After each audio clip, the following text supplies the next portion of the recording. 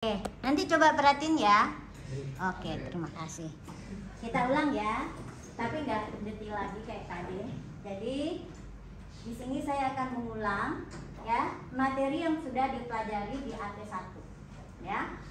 Yang pertama adalah kalian sudah diajarkan tentang yang namanya bagaimana data dikelola di dalam program, yaitu di mana? Di dalam variabel. Beberapa bahasa pemrograman mewajibkan variabel itu harus dideklarasikan dulu sebelum digunakan. Kenapa demikian? Yang dideklarasikan apa namanya dan tipe. Kenapa? Karena variabel tersebut harus dioperasikan atau operasi yang bisa dilakukan terhadap variabel tersebut harus sesuai dengan tipenya. Begitu juga dengan range nilainya. Apa saja dari tipe variabel? Yang tipe data dasar itu ada logik, bulat, real, karakter, string, dan seterusnya. Ya, 5 macam. Lalu, yang logik ini apa? Boleh? Boleh. Oke. Lalu kita juga sudah belajar yang namanya tipe bentukan. Apa itu tipe bentukan? Contohnya? Coba sebutkan salah satu tipe bentukan. Atau bagaimana cara kita membentuk tipe tersebut? Lupa? Record. Kayaknya ada yang dari kelas saya. Bener ya? Oh, dari kelas saya kan? Siapa namanya? Tuh, coba Bianti disebutkan. Record. Hah? Apa coba record? Ya. Data di dalam dunia ini yang kalau kita codingkan dia akan bertipe record. Data yang kita kenal sehari-hari. Apa coba? Lupa? Titik. Ya. Kenapa titik tidak bisa tipenya integer? Karena titik itu tidak cukup direpresentasikan oleh sebuah elemen data, tetapi dua kan? Apa saja? X dan Y. Nah, X dan Y itu dibungkus, jadilah dia record. Ya, masih ingat ya? Apa lagi? Mahasiswa. Nah, tipe mahasiswa nggak cukup, dia diwakili oleh NR. Nah, record inilah yang menjadi dasar pengolahan database ya. Data di dalam tabel database ya. Oke. Setiap tabel database itu terdiri dari data-data yang sifatnya adalah record. Satu elemen data di dalam database itu adalah sebuah record. Data kalian tersimpan di situ waktu registrasi. Itu data satu mahasiswa itu adalah satu record. Nah, record ini apa? Dia memiliki banyak field ya. Fieldnya itu bisa kita bentuk, makanya kita sebut sebagai tipe bentukan. Karena field apa yang mewakili suatu record dan masing-masing field itu tipenya apa itu bisa ditentukan sendiri oleh program ya. Tipenya bisa menggunakan tipe field itu menggunakan tipe data dasar ya. Oke, terus belajar apa lagi? Tipe bentukan yang sudah belajar lagi apa? Bisa juga kita menamakan ya suatu tipe data yang sudah ada dengan nama yang baru. Contohnya hari ya.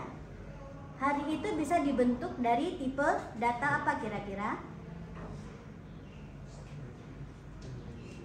Bisa integer kalau kita cuma perlu urutannya 1, 2, 3, 4, 5. Bisa juga kumpulan dari string ya. Kita bentuk menjadi himpunan. Nah, itu juga menggunakan kemampuan di dalam pemrograman yang disebut dengan apa? Membentuk tipe data baru ya, tipe data bentuk. Nah, yang ketiga apa? Array. Udah belajar array? Sudah? Sudah dikenalkan Pak Fajar? Kalau belum nggak apa-apa, karena di kelas saya juga belum saya kenalkan. Nah, di AP2 ini nanti kita belajar khusus ya, secara khusus mulai dari awal untuk tipe data bentukan, yaitu array. Tetapi saya minta kalian jangan melupakan materi yang sudah dikenalkan di AP1. Apa saja itu? Nah, ini yaitu apa? Bagaimana mendeklarasikan tipe data dengan benar dan bagaimana menyusun langkah-langkah penyelesaian masalah menggunakan 3 struktur kendali: runtunan, pemilihan, dan pengumpulan. Lalu jangan lupa juga satu lagi, apa?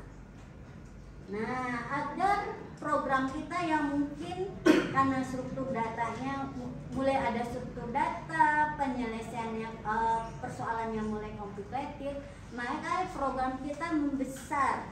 Nah, agar program itu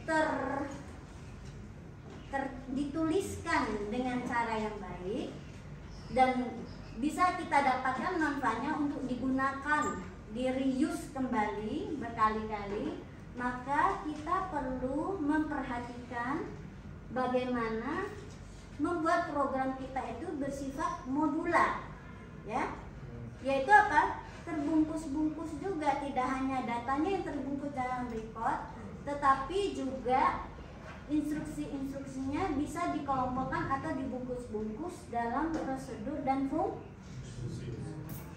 Ingat ya, contohnya waktu kita membuat program untuk titik atau untuk record, apa yang sudah kalian pelajari waktu itu contohnya?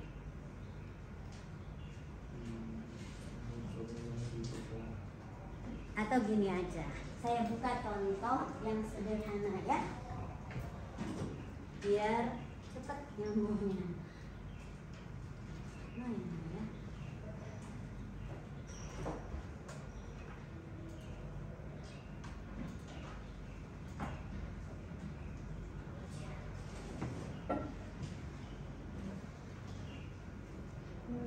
Jawabannya mana ya?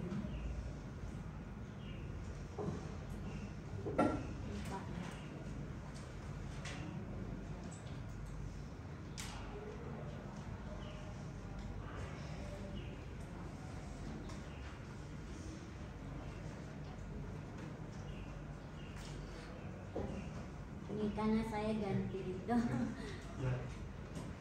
ganti laptop jadinya lupa.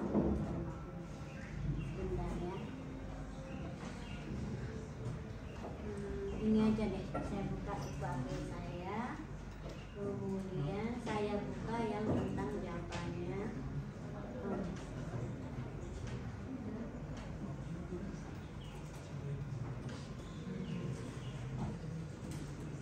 Ini saya buka ya, ini bab 20 itu khususnya adalah ada contoh-contoh bahasa pemrograman di sini ya.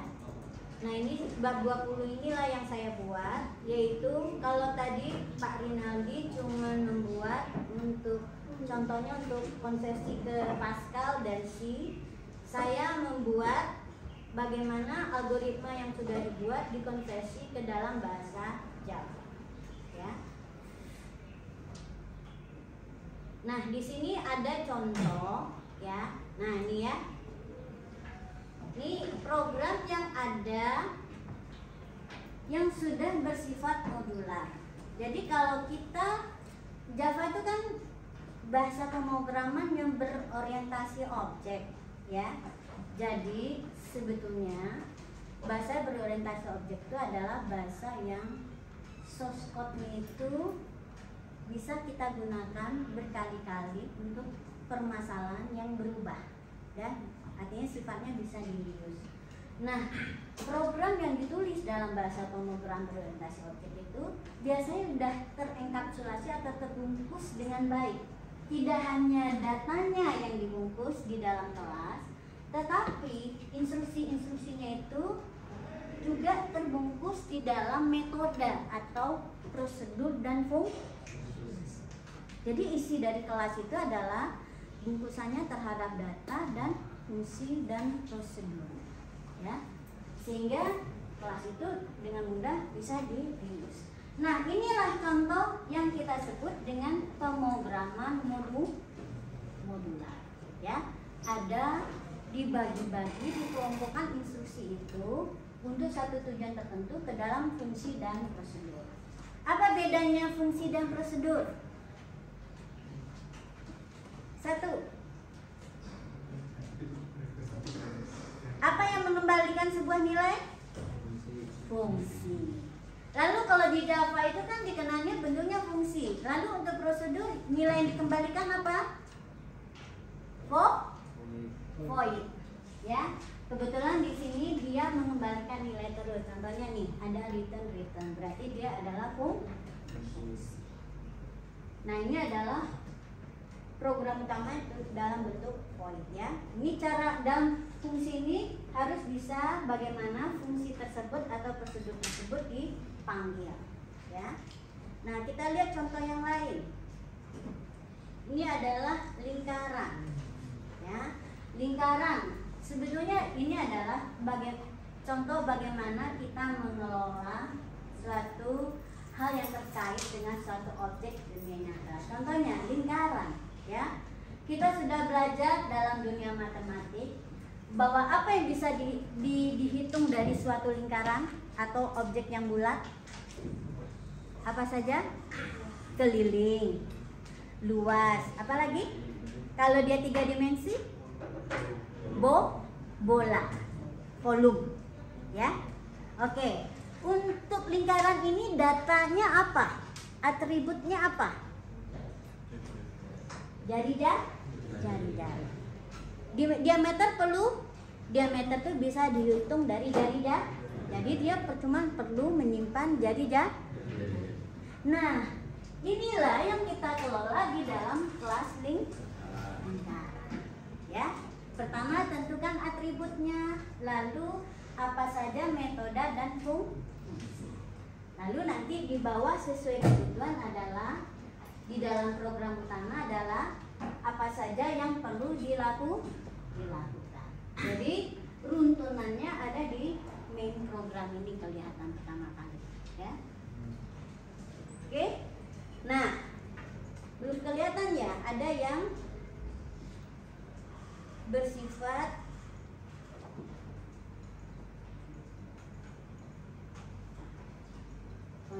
kalian pertama belajar pemrograman itu apa? Hello, ya. Program Hello. Nah, ini kenapa Hello ini jadi selalu menjadi contoh program untuk belajar bahasa pemrograman apapun. Karena ini adalah program yang paling sederhana. Instruksinya hanya satu, yaitu menampilkan ke layar, ya. Yang ditampilkan itu adalah pesan tanpa variasi. Maka ini paling sederhana program, ya. Nah, kalau udah dimodifikasi ke hello nama, nah jika namanya itu juga harus tertentu, maka ini pasti sudah butuh variabel. Ini sudah bukan paling sederhana, tapi dia intinya adalah dikembangkan dari hello yang tadi. Cuman di sini ada dikenalkan bagaimana cara kita membaca nilai dari sebuah variabel, bagaimana mendeklarasikannya dan bagaimana membacanya. Nah, ada bahasa pemrograman tertentu yang menjadi rumit. Padahal kan ini sebetulnya kalau algoritmanya mah sederhana. Baca sebuah variabel nama, tampilkan. Baca umur, simpan di variabel umur, tampilkan. Gitu aja kan? Tetapi ketika diubah ke dalam bahasa Java, dia menjadi apa? Lebih complicated. Kenapa? Ternyata contohnya di Java, ya, cara membaca variabel bertipe string dengan integer itu berbeda. Apakah ini berlaku untuk bahasa pemrograman lain? Tidak. Mungkin dia punya cara yang lain. Nah, di sanalah ya. Kalian tuh sebetulnya kalau saya wanti-wanti ya, tuntaskan dulu belajar satu bahasa pemrograman, ya. Kalau udah mulai nyaman, boleh kalian pindah ke bahasa pemrograman lain. Agar apa? agar nggak bingung gitu ya, tercampur-campur. Tapi ada orang yang punya kemampuan multi bahasa, dia bisa dengan cepat switch dari satu bahasa ke bahasa lain, nggak masalah. Yang penting kalian kenali pola bagaimana menuliskan instruksinya, ya. Kalau perlu ada contoh, belajar dari contoh ya kalau untuk translasi. Dan ini adalah contoh berikutnya, ini adalah kalian juga belajar ekspresi ya. Ekspresi ini adalah suatu bentuk ya, dimana dia terdiri dari susunan operan dan operator. Apa itu operan? Operan itu ya tadi variabel-variabel atau nilai-nilai dari suatu data ya. Operator itu yang terbagi-bagi ya. Nah, memahami ekspresi itu sangat penting karena apapun instruksi yang kita tulis di dalam algoritma, elemen paling dasarnya adalah ekspresi. Ditambah dengan apa? Perintah input dan output. Ya. Karena kan tadi kita mengubah input menjadi output itu intinya adalah kita memanipulasi variabel. Nah, bagaimana variabel dimanipulasi? Yaitu tadi menggunakan ekspresi.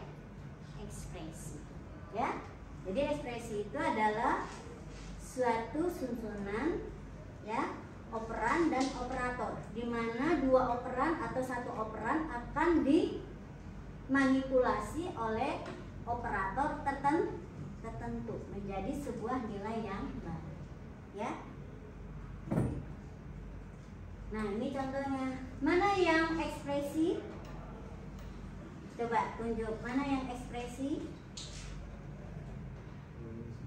Mana yang ekspresi? Kali ini apa? Perintah input ya, bukan ekspresi ya, tapi perintah atau instruksi input membaca nilai. Kalau ini sebuah instruksi assignment. Nah, di dalam instruksi assignment inilah biasanya kita menemukan apa? Ekspresi. Kenapa? Karena biasanya hasil dari suatu ekspresi itu disimpan ke sebuah variabel, ya. Oke. Nah, jadi dua ini adalah ekspresi. Kalau ini ekspresi apa namanya? Ekspresi matematik menggunakan operator pembagian. Operannya mana? B dan 2. Kalau ini ekspresi matematik untuk modulus apa? Sisa bagi, pintar ya. Ini disimpan di sebuah variabel sisa bagi ya. Sisa bagi ini operator modulus ini hanya bisa dilakukan terhadap tipe data apa? Integer. Kalau real nggak bisa ya. Oke. Ini contohnya. Kalau tadi Anda sebut si sisa ini tipenya boolean, pasti B ini tipenya adalah real, pasti dia akan di sini kalau udah kita tulis dalam Java ini pasti merah. Merah itu tandanya apa? Instruksinya salah. Kenapa dia merah? Karena B real itu nggak boleh menggunakan operator modulus, gitu ya. Ini saya masih mengingatkan hal-hal yang prinsip ya. Jadi kesemuanya ini, urutan-urutan ini yang kita sebut sebagai apa? Runtuh. Nah, sekarang kita lihat apakah ada contoh yang bersifat ada satu hal ya, khusus untuk boolean. Kalian pernah mencoba menginput nilai boolean? Bisa nggak? Bisa. Ada sebuah variabel tipenya boolean, coba inputkan. Pasti nggak bisa. Ya. Coba lah ya. Input ya Dimana variabel yang diinputikan itu bertipe boolean pasti nggak bisa. Nanti dicobakan ya. Nah biasanya boolean ini kita perlu variabel boolean, tetapi nilainya didapatkan dari mana? Biasanya hasil dari sebuah ekspresi. Ekspresi apa itu? Ekspresi pembandingan, ekspresi logik. Ya. Nggak ada itu, coba aja cari. Ada nggak nextnya itu untuk boolean? Nggak ada itu, ya. Contohnya ini, ya. Cek NA, dia tipenya adalah apa? Boolean. Didapat dari mana? Hasil ekspresi logik. Nah, boolean ini sering digunakan untuk apa? Kalau tipe laki-laki, tipe jenis kelamin boleh nggak tipenya boolean? Enggak, ya. Tipenya paling bisa kita kodekan, ya. Boolean enggak. Karena masa kalau perempuan kodenya false gitu ya? Enggak. Nah, biasanya tipe boolean ini sering kita gunakan untuk apa? Mengendalikan logika program. Dipakai di mana? Kalau ada instruksi pemilihan atau pengulang. Jadi dia dipakai untuk struktur kendali, ya. Oke. Tapi contoh aja di sini. Ya, misalnya gini. Kita menghitung jumlah hari. Jumlah hari dalam 1 bulan ditentukan oleh apa? Jumlah hari dalam 1 bulan ditentukan oleh apa? Kode bulan. Misalnya kode bulannya 3, berapa jumlah harinya?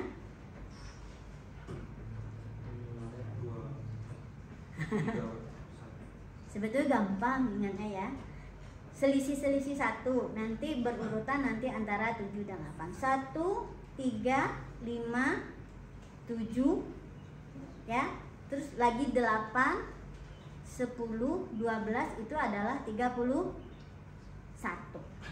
Sedangkan selain 2 ya, 4, 6, ya, 9, 11 itu adalah 3.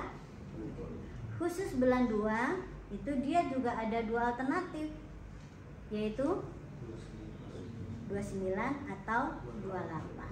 Kapan dia 29? Itu harus dicek lagi. Sekarang pertimbangannya bukan bulannya, tetapi apa? Tahun. Ini kalau kita logikakan, kita bisa buat dia menjadi sebuah program untuk menentukan jumlah hari dalam 1 bulan. Dengan inputnya apa menurut Anda? Apa inputnya? Kode bulan ditambah kode tahun. Kode tahun itu khusus untuk memeriksa jumlah hari pada bulan yang kedua, ya. Nah, intinya kita membuat algoritma adalah menyusun ini urutan langkah-langkahnya atau urutan instruksinya nanti seperti apa agar outputnya tercapai dari input yang kita baca. Contohnya, ya, urutan-urutannya harus ditentukan. Contohnya untuk menentukan jumlah hari tadi, outputnya apa? Outputnya apa? Jumlah hari dalam 1 bulan. Inputnya apa? Kode bulan dan kode tahun. Coba tentukan sekarang urutan langkah-langkahnya seperti apa. Coba saya susun ya. Bantu saya menentukan jumlah hari, ya. Oke. Tadi variabelnya kita sudah tentukan ya.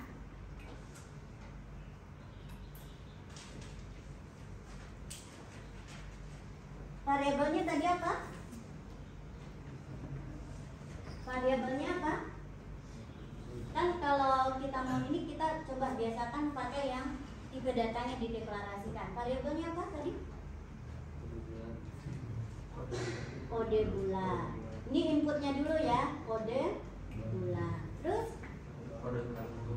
kode tahun ya, tahun. Oke, tipenya ini apa? Integer. Oke, outputnya tadi apa? Jumlah hari. Tipenya apa? Integer. Nah, sekarang mulailah kita masuk ke algoritma. Algoritmanya ingat ya, dia ini dengan serumit ini pasti dia nggak terdiri dari satu instruksi, tapi nah, instruksi-instruksi itu kita harus susun dalam runtunan yang logis. Nah, urutannya apa dulu nih perintahnya atau instruksinya? Biasanya membaca nilai input data input. Berarti kita baca dulu ya, input kode B dan tahun. Saya ambil yang paling sederhana aja untuk kalian. Lalu nanti ujung-ujungnya nanti akan apa? Apa yang kita outputkan? Jumlah jumlah. Nah, untuk mendapatkan output dari input ini, apa saja urutan langkah kita setelah kita inputkan? Apa yang harus dilakukan? Secara logika dulu aja, nggak usah instruksinya. Apa logikanya? Apa yang kita periksa? Memeriksa ini sebetulnya sebuah pilihan, bentuk instruksinya pilihan atau runtunan ini aksinya. Kenapa runtunan? Alternatif kan? Nah, kalau alternatif berarti apa? Pilihannya. Runtunan ini, step-stepnya ini antar instruksi itu dia runtunan. Kalau kita memeriksa berkali-kali, tetapi dalam satu yang diperiksa itu masih variabel yang bersama, itu terhitungnya sebagai satu instruksi ya, tapi instruksinya adalah instruksi pemilihan, ya. Oke, berarti apa tadi? Kita periksa. Kita periksanya bisa pakai apa ini? Tipenya kok bulat ya? Berarti bisa pakai if, bisa pakai switch, ya. Oke, mau pakai if atau switch? Switch. Oke, nanti kalian bisa tulis dalam bentuk switch ya. Oke, switch apa? Kode bulan. Kenapa kita pakai switch? Karena bentuknya paling sederhana, ya. Apa saja alternatifnya? Kalau dia satu berarti apa? Jumlah hanya sama dengan berapa kalau satu? 31. Nah, yang jumlah sama dengan 31 ini kan tidak hanya satu. Apa saja tadi? 3. Nah, dengan situ dia boleh tinggal kita komakan, ini enaknya ya. Kalau di algoritmanya, ini masih algoritma ya.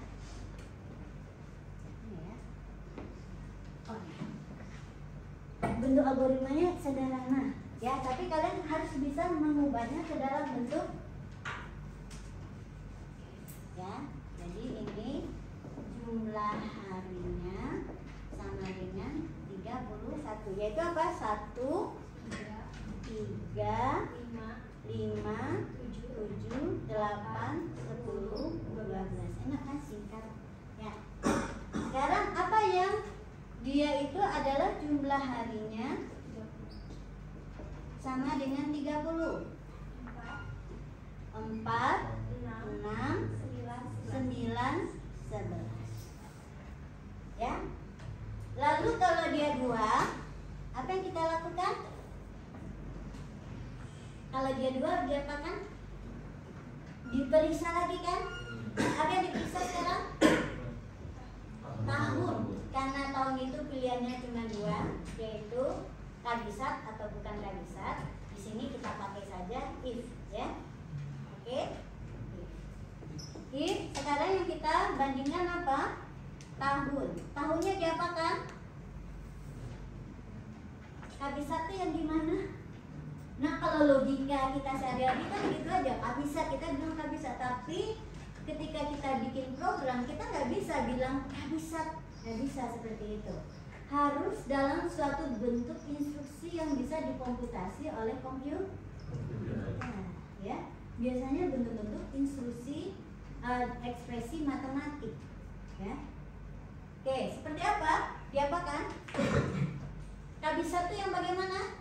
Bentuk ekspresi matematiknya dari tahun itu adalah tahun kabisat, diapakan? Ekspresi matematiknya diapakan? Tahun, diapakan? Sekarang gini, logikanya tahun kabisat itu apa sih? Definisinya tahun yang habis dibagi 4. Itu adalah cara kita menyatakannya secara logika dalam bahasa sehari-hari. Nah, ini kalau kita ngoding tuh, yang bahasa logika ini harus kita ubah ke dalam ekspresi mau matematik, mau logik, gitu ya. Gak bisa dibilang teman, jika dia adalah tahun kabisat, pasti ini adalah kabisat, ini akan error, ya. Akan error, nggak bisa kita nulis algoritma seperti ini, ya. Enggak, ya. Terus diapakan? Diubah ke dalam bentuk ekspresi, mau itu logik, mau itu matematik, ya. Nah, kalau tahun kabisat ini bisa kita tulis dalam bentuk apa? Yang pertama pasti bisa ekspresi matematik. Apa dia? Dibagi, habis dibagi 4, ya. Dibagi 4 dulu, ya. Dibagi 4. Kalau habis berarti kita harus mendapatkan sisa pembagi. Ya. Kalau sisa pembagian diapakan? Pakai operator apa? Modulus. Ya, ingat. Di dalam ekspresi pasti ada operator. Dipersenkan dengan 4. Ya. Atau ini kan bahasanya siapa persen ini? Ini adalah bahasanya si Java, ya. Ini cara Java untuk menyatakan modulus. Kalau misalnya secara umum biar ingat, pakai aja kata mod, ya. Berarti kita mendapatkan hasil pembagian bulat dengan 4. Oke? Apakah selesai? Apakah ini sudah benar? Belum. Diapakan lagi? Ini instruksinya, ekspresinya belum selesai. Karena setelah if itu kita harus menemukan apa? Sebuah ekspresi logik. Ya. Jadi di dalam kurung ini hasilnya harus true atau false. Sementara kalau ini hasilnya masih bilangan. Jadi kita apakan? Karena apa? Habis itu berarti apa? Sisanya sama dengan 0. Kayak gitu, ya. Itu cara kita mengkonversi nih, ya. Cara kita mengkonversi logika tadi, logika natural kita sehari-hari ke dalam logika bahasa pemrograman. Ya, logika program. Jadi ini saya tambahkan, ya. Ini hasilnya baru angka. Nah, agar kita mendapatkan, ya, dia adalah logik, maka kita tambahkan operator yang paling terakhirnya sebuah operator logik. Ini bukan sama dengan assignment, ya, tapi ini membandingkan. Boleh juga kita isikan dengan apa? Tidak sama atau tidak sama. Boleh kecil, boleh besar, gitu, ya. Oke. Yang paling ini adalah kalau tidak sama, Berarti apa? Then-nya apa harusnya? Kalau then-nya apa yang dilakukan kalau dia tidak sama dengan 0? Berarti berapa jumlah harinya? Jumlah harinya berapa? Berarti dia bukan tahun KB. Berarti jumlah harinya berapa? 28. Else jumlah harinya sama dengan 20 ND. Nah, selesai tuh. Ya. Jangan lupa si ini ND, ini ditutup juga dengan N dari switch-nya, ya. Baru di output. Nah, ini yang kalian lihat ya. Bahwa mulai dari sini sampai ketemu dengan N yang ini, yaitu N switch. Nah, ini sebetulnya adalah satu instruksi majemuk. Kalau di dalam bahasa Indonesia kita juga mengenal kalimat majemuk. Misalnya, kalau hari hujan, maka saya akan pergi naik mobil. Nah, itu adalah kalimat majemuk yang di dalamnya ada dua kalimat lagi, yaitu apa? Kalau hari hujan dan saya naik. Nah, begitu juga dalam bahasa pemrograman ada seperti itu ya. Nah, ini apa artinya nih? Switch kode B. Sebetulnya ini terhubungnya, nah, ya, ini terhubungnya adalah kode B sama dengan 1, atau kode B sama dengan 3, atau kode B sama dengan 5, atau kode B sama dengan 7, atau kode B sama dengan 8, seperti itu ya. Jadi kalau kita terjemahkan nanti ke dalam bentuk if, maka ini harus dipecah menjadi banyak apa? Ekspresi boolean yang digabung. Ya, dimana ekspresi booleannya adalah membandingkan kode B dengan nilai bulan. Untuk setiap nilai bulan dia digabungkan dengan OR atau AND. Ya. Jadi OR atau AND adalah suatu operator untuk menggabungkan dua ekspresi boolean. Ya, oke? Sedangkan operator logik digunakan untuk membandingkan dua buah nilai bilang. Ya, yang akan menghasilkan nilai apa? True atau false. Gitu, ya. Dua nilai yang sama ya, misalnya boleh juga seringnya dibandingkan. Ya. Tapi kalau besar sama, yaitu tergantung suatu nilai bilangan. Ya, ini contohnya ya. Dan kalian masih ingat nggak gimana mengkodekannya ke dalam Java? Bisa? Bisa ya. Nanti kita coba. Sekarang saya lanjutkan dulu. Nah, itu tadi adalah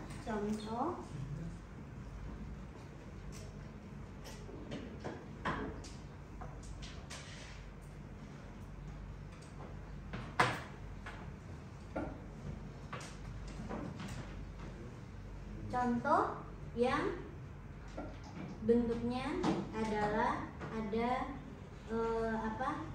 pencabangannya ya.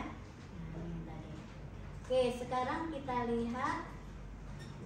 Nah, sebetulnya boleh juga kita nulis seperti ini ya. Ini contohnya kalau di dalam yang ini kan saya gaya bebas ya, gaya dengan bahasa algoritma. Bisa juga kalau di Java dia jadi seperti ini, ya. Ini artinya adalah OR ya. Kenapa ini bisa kosong? Nah, cara si Java mengeksekusinya adalah kalau di sini ketemu tidak ada instruksi, ya. Ini artinya dia digabungkan. Nah, artinya 1357 instruksinya sama dengan ini, ya.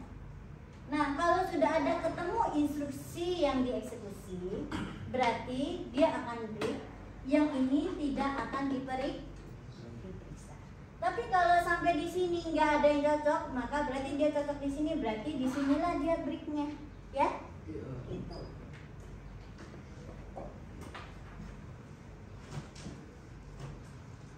Ada lagi nih default. Di dalam Swiss case ada default. Artinya apa default?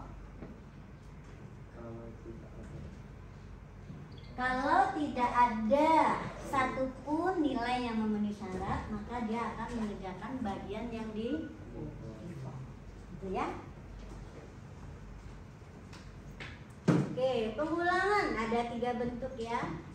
Ini nggak terlalu saya ulang deh, ya. Ini sebetulnya yang kita perhatikan apa? Ekspresi ya di dalam pengulangan tersebut, ya. Contohnya, ya. Ini kan kalau kita pakai for, ini adalah instruksi yang paling sederhana. Sebetulnya ini dalam instruksi for, ini instruksi for ini sampai batasnya adalah ketemu n-nya ya. Kalau dia tidak cuma 1 baris, dia tidak perlu diapit dengan bikin dan n, atau awal blok dan akhir blok. Contohnya gini.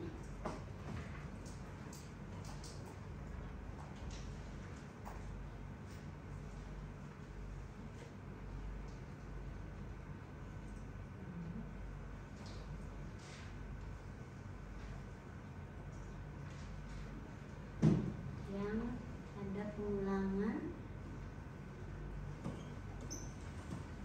Oh gini. Jadi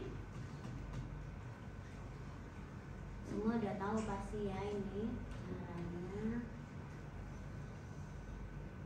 Gini aja. Di dalam Java sama dengan C, ini kan dalam bentuk C ya. Itu ada tanda kurung kurawal buka dan kurung kurawal tutup. Ini kita sebut sebagai apa?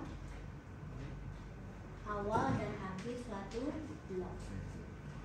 Ya, oke. Awal dan akhir suatu blok. Artinya apa? Untuk pengulangan ini dia dikerjakan mulai dari stepnya do, temu awal blok. Kedua instruksi ini akan dikerjakan dan ditutup dengan pemeriksaan apakah ini kecil dari n. Nah, bagaimana bentuk kalau dia for? Ingat ya, for ini untuk pengulangan yang sudah pasti. Nah, sebetulnya kita lihat ini kok lebih simpel ya. Sebetulnya for ini kita lihat di sini dia terdiri dari sebetulnya ada sub instruksi ya. Maksudnya ada sub ekspresi lah. Bahwa di sini adalah bentuk perintahnya kompleks ya. Dia akan memberikan dulu nilai awal terhadap variabel pencatannya, yaitu i sama dengan 0. Ini sebetulnya kalau kita lihat dia adalah assignment ya. Nah, oke. Terus di sini ini adalah sebuah instruksi juga, cuman ditulisnya dalam bentuk yang seperti ini ya, dikodekan. Ini adalah pemeriksaan ya. Memeriksa apakah nilai i tersebut lebih kecil dari n. Nah, kalau lebih dari kecil dari n, ini bukan yang dikerjakan dulu ya. Dia akan mengerjakan dulu apa yang ada di dalam instruksi for badan pengulangannya, yaitu ini. Nah, kebetulan dia tidak ada kurung kurawal buka dan tutup, berarti ini hanya yang dikerjakan satu instruksi yang pertama ya. Nah, setelah ini selesai dikerjakan, dia akan kembali ke yang bentuk ini. Dia memeriksa dulu yang bagian sini atau mengerjakan dulu, yaitu apa? Dia menambah dulu nilai 1. Setelah ditambah, dia akan memeriksa lagi ke sini apakah i-nya kecil dari n. Jadi itu yang dikerjakan logika alur eksekusinya kalau bentuk pengulangan for. Jadi bentuk pengulangan for ini sebetulnya kalau kita tulis ya dalam bentuk repeat sebetulnya sama ini. I-nya pindah ke sini ya, diberi nilai awal dulu, lalu dia sebetulnya lebih cocok dengan bentuk while ya. Nah ini ya, dia pindahkan dulu, I-nya diberi nilai awal dulu, lalu diperiksa apakah I-nya kecil dari N. Jika iya dikerjakan, lalu dia akan mengerjakan bagian yang I++ itu, baru dia periksa kembali. Jadi bentuk ini sebetulnya alur eksekusinya sama, ya. Tetapi tidak semua bentuk pengulangan bisa kita gunakan for. For hanya untuk pengulangan yang sederhana, yaitu penentuan berulangnya hanya tergantung pada sebuah variabel yang bertipe integer, ya, dengan satu ketentuan juga berhentinya, nggak bisa lebih dari satu, ya. Bentar, misalnya ini tergantung pada nilai.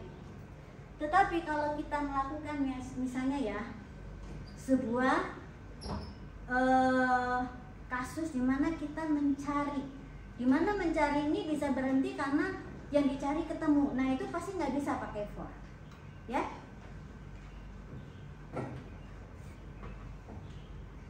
Nah, yang berikutnya adalah tadi soal enkapsulasi. Nah, di Java enkapsulasi ini ada dua, yaitu yang pertama yang kita bungkus adalah struktur data, di mana kita membungkusnya ke dalam record, dan record itulah yang menjadi atribut dari sebuah kelas. Yang kedua adalah yang kita bungkus adalah instruksi. Pertama kita bungkus dulu dia ke dalam prosedur dan fungsi untuk apapun yang bisa kita lakukan terhadap objek tersebut. Lalu dia disatukan ke dalam bungkus yang lebih besar, yaitu kelasnya. Jadi di dalam bahasa pemrograman berorientasi objek tidak hanya data yang dibungkus, tetapi juga prosedur yang dikelola atau yang dibentukkan oleh kelas tersebut, ya. Oke, itu perbedaannya. Nah, sekarang saya akan, nah ini ya contohnya ya, tadi untuk contoh. Nah, ini kelas titik, ya. Tadi saya sudah indikan titik ini adalah contoh yang selalu akan diulang kalau kita bicara tentang record, karena tak ada titik yang datanya cuma satu, X saja atau Y saja, ya. Makanya kita lihat, ya, titik. Nah, minimal apa yang ada, fungsi-fungsi prosedur apa yang ada yang perlu kita buat untuk sebuah record. Nah, fungsi yang perlu ada itu pasti ini, ya, membaca nilai dari setiap atributnya, di mana untuk titik ini ada X dan Y. Kita satukan, ya. Jadi setiap atributnya bisa dibaca dari pakai perintah pembacaan terhadap ini perangkat masukan, atau bisa juga dengan memberi nilai awal, atau didapatkan dari sebuah manipulasi ekspresi matematik atau ekspresi logik, ya. Nah, contohnya ini titik dibaca semua. Kemudian apalagi yang wajib pasti ada, pasti kita perlu, yaitu menuliskan setiap nilai dari atribut ke perangkat keluaran. Nah, ini adalah prosedur dan fungsi khusus untuk titik. Contohnya adalah bagaimana kita bisa melakukan operasi pencerminan atau terhadap koordinat dan sebagainya, ya. Dimana nilai dari input tersebut kita bisa manipulasi untuk mendapatkan nilai yang baru. Nah, pasti setiap kelas, ya, bukan pasti sih, setiap kelas kita bisa buatkan, artinya ini alternatif, ya, kita bisa buatkan suatu main program.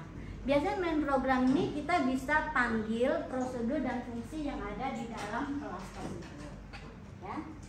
Oke. Nah, mungkin yang kalian enggak ini, ya,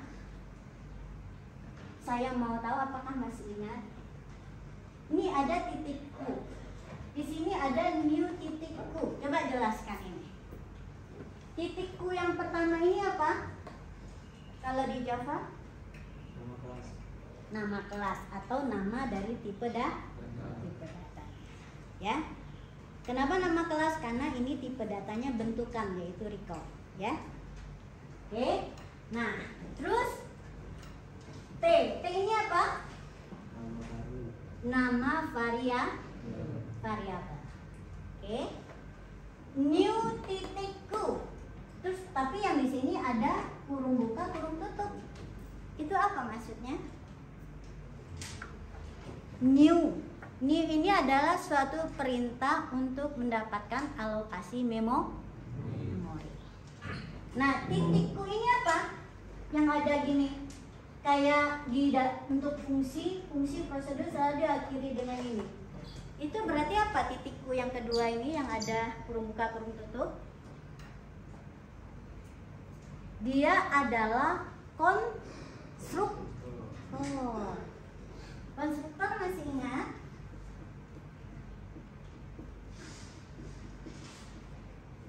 Konstruktor adalah, kalau dalam bahasa pemrogram berorientasi objek, sebuah fungsi khusus. Nah, di sini ada ya. Ini dia.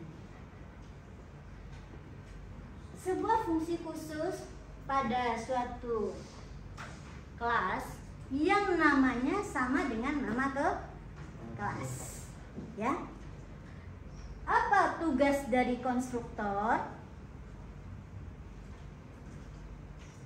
Ketika dia dialokasikan, maka konstruktor ini di dalam konstruktor kita bisa melakukan apa? Inisialisasi terhadap apa? Nilai dari atribut. Nah, sebetulnya dalam bahasa pemrograman Java, kalau kita hanya menginisialisasi nilai atribut itu dengan nilai-nilai default, apa itu nilai default? Misalnya, kalau dia integer maka nilai defaultnya adalah 0.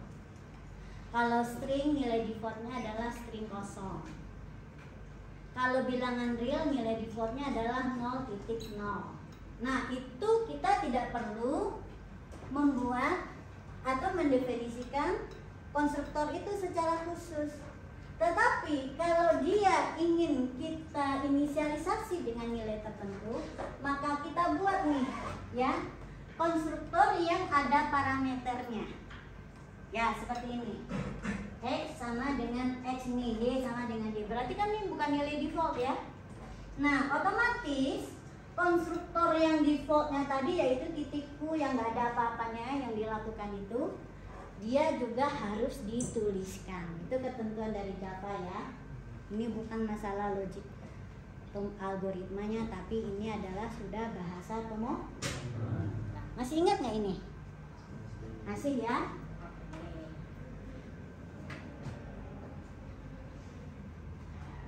Udah, sekarang fungsi dan prosedur gitu ya. Kalau kita bicara fungsi dan prosedur, sebetulnya adalah bagaimana agar program kita itu mudah dikelola, bisa dipakai berkali-kali. Enggak kalau misalnya berubah sedikit spesifikasinya terus nggak bisa dipakai, enggak. Nah, jadi agar program yang pernah kita buat kita bisa gunakan lagi untuk hal-hal lain, ya, dengan sedikit meminimalkan atau meminimalkan perubahannya, maka lebih baik kita kelola dia dalam bentuk prosedur dan fungsi, di mana masing-masing mengerjakan tugas-tugas yang spesifik. Contohnya nih, segitiga ya. Untuk luas, menghitung luas sendiri. Kemudian untuk membaca nilai-nilainya sendiri. Ya. Kalau bayangkan kalau nggak ada fungsi dan prosedur, di sini kan program utamanya menjadi rumit, complicated. Bayangkan kalau ada 3 segitiga, kita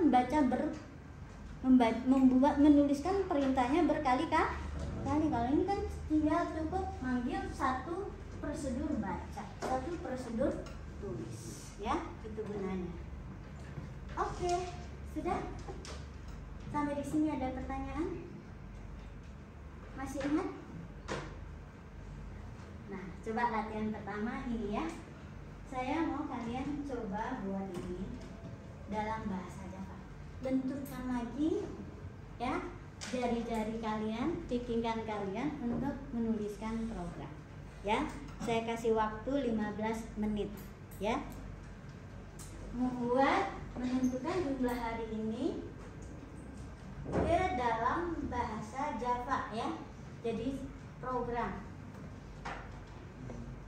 Kalian butuh contoh apa? Ada contoh nggak di dalam laptopnya? Mau contoh?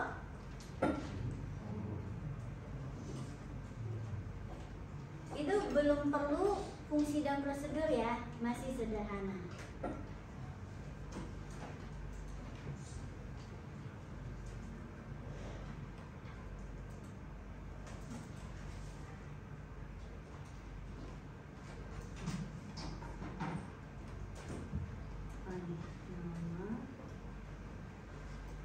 Kalau mau contoh program saya bawa ke sini aja.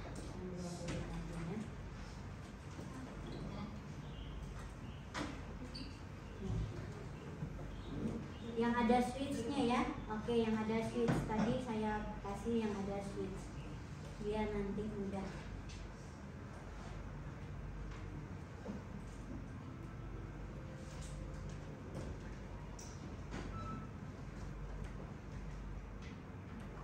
Nah ini, kok udah jadi? Ya buatlah dengan gaya kalian ya, bebas. Kalau ini kan si nama bulan, ini kan yang di sini adalah apa? Ada nama bulannya, ya.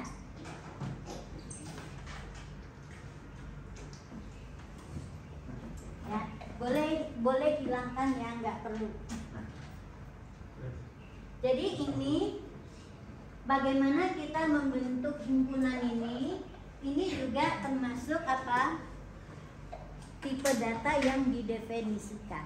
Ya, tipe datanya apa itu namanya adalah bulan.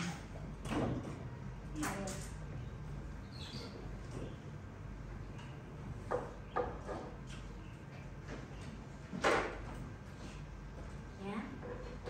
Oke, tentukan ya 15 menit.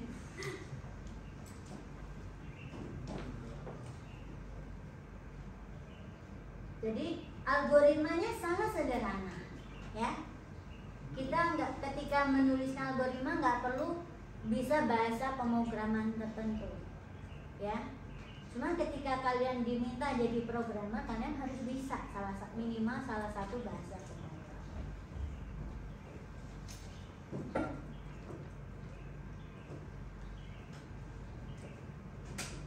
Sambil saya cek ya kehadirannya. Masih jalan nggak ini? Alhamdulillah, sip, udah 58 menit.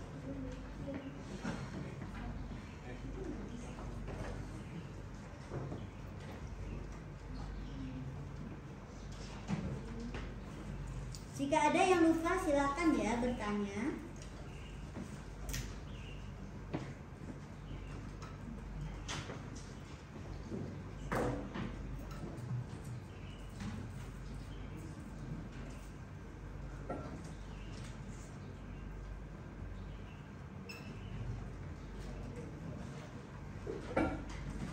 Sambil kenalan ya, Jamil.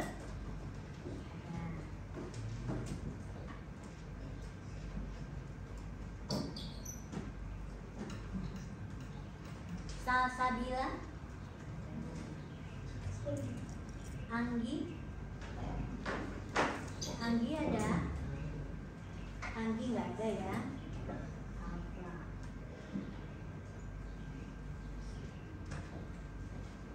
Kresna Satria,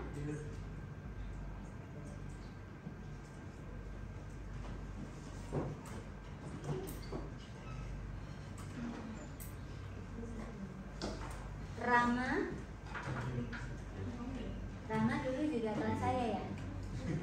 Asep, Brian,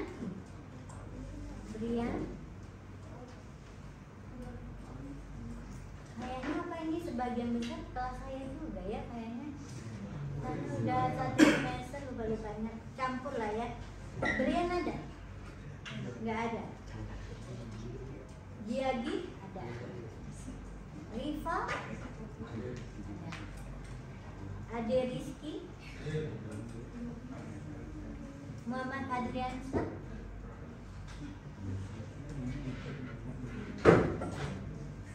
Hileri, Akila,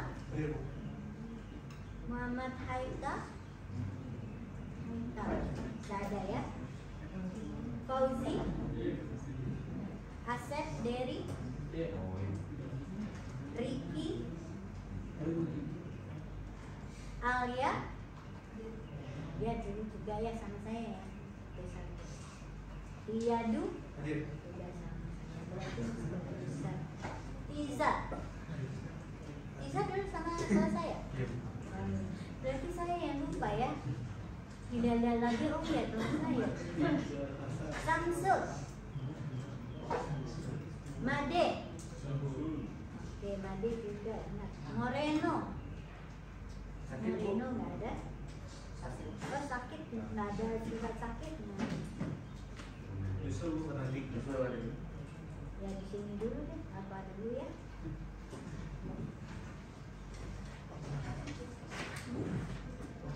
Sahrul,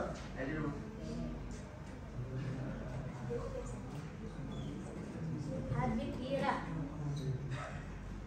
Gani nggak ada. Zaki nggak ada. Murtado nggak ada. Joshua nggak ada. Suratnya nyusul. Nggak boleh nyusul. Ikhwan, kalau sakit tuh suratnya segera ya. Ikhwan nggak ada ya. Rizky nggak ada. Laode nggak ada. Muhammad Fauzan, ini berarti kelasnya penuh. Chandra ada ya. Dani nggak ada. Akbar, Muhammad Yafi, Azmi nggak ada. Arya, Fauzan, Rizky nggak ada. Rifki nggak ada. Rifki ada. Muhammad Rangga nggak ada. Desi bukan kelas saya deh ya. Muhammad Ahmad, Denis nggak ada. Oke, berarti berapa nih ya? Kelasnya pada 45. Oke, siapa yang bisa? Sudah? Udah, catat. Oh ya, Desi. Bisa. Atau biasakan mengcopy pastinya dari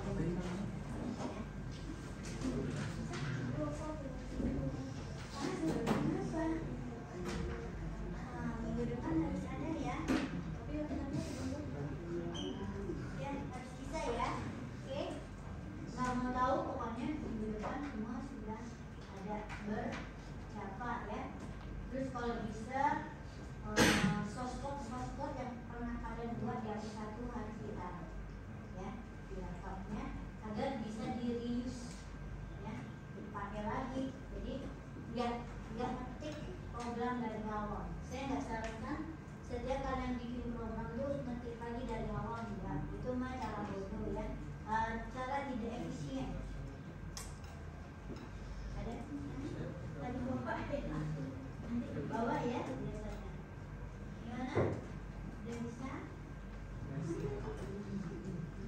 Coba bikin program Hello dulu deh ya. Bikin program Hello dari awal